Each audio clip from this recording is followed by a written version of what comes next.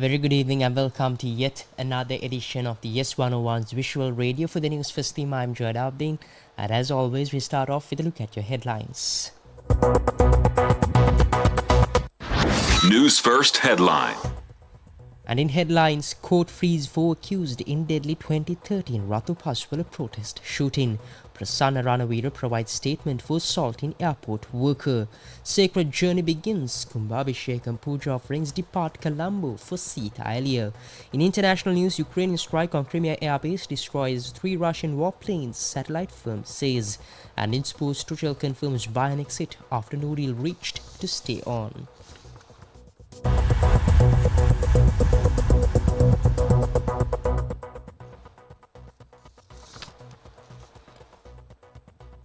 And in your top story, the Gampaha High Court acquitted and released 4 individuals, including Major General Arunadesha Gunawardena, who were accused of killing 3 people and injuring approximately 50 others during a shooting incident involving a protest by local residents.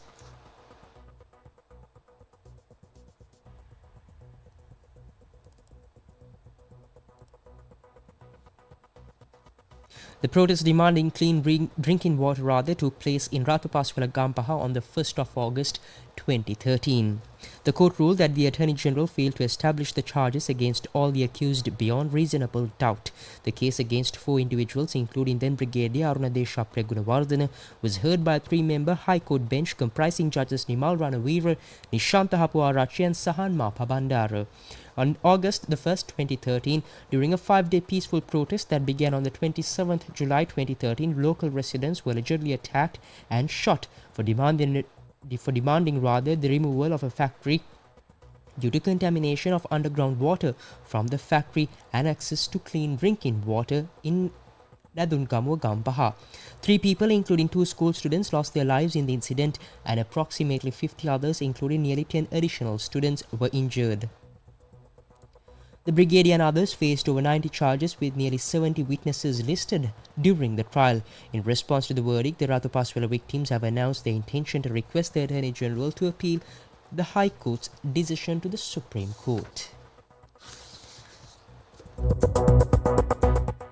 And also moving on to more local news, State Minister Prasanna Ranavira, implicated in an alleged assault incident at the Bandaranaike International Airport last Tuesday morning, provided statements to the Sri Lanka police today.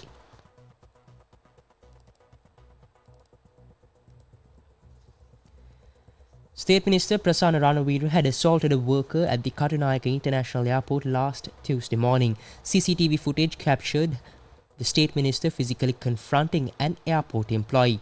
During the subsequent inquiry, Minister Ranavira acknowledged that the altercation occurred when his wife was departing from the Katunayake airport. The dispute reportedly centered around the amount demanded by the worker for transporting the baggage of the State Minister to the passenger terminal. The worker had allegedly requested 2,000 rupees, leading to an argument that escalated into an altercation. State Minister Ranavira claims that he was asked for 2,000 rupees, which he deemed unfair. The disagreement escalated, resulting in the physical altercation. After the CCTV footage of the incident became public, the Katunayake Airport police launched an investigation and recorded statements from the State Minister.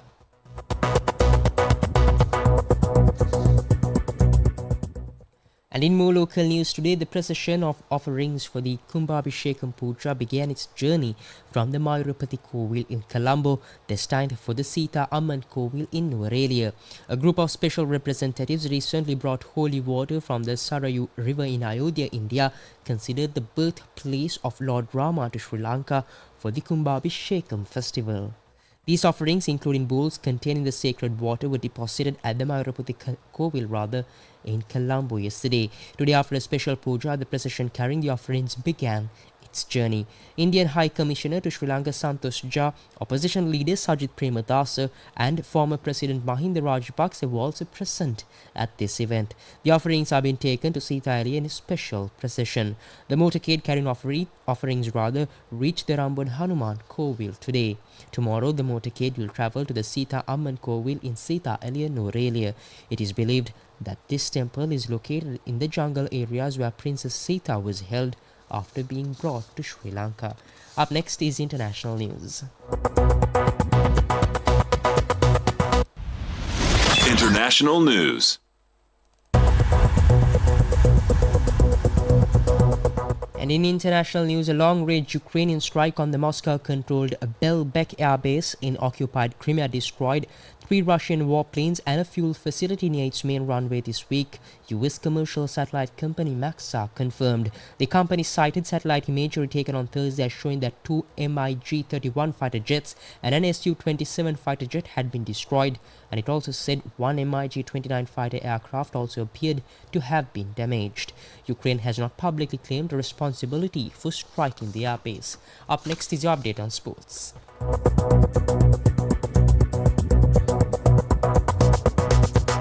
Sports news. And in sports, Thomas Tuchel confirmed he will leave Bayern Munich at the end of the season after failing to reach an agreement with the club to stay on as coach after talks this week. Tuchel took over last March and steered them to Bundesliga title last season, but Bayern will finish with the current campaign without any silverware for the first time in more than a decade. Bayern bosses have informed Tuchel in February he would not stay on for the last day of his contract and would leave at the end of the season.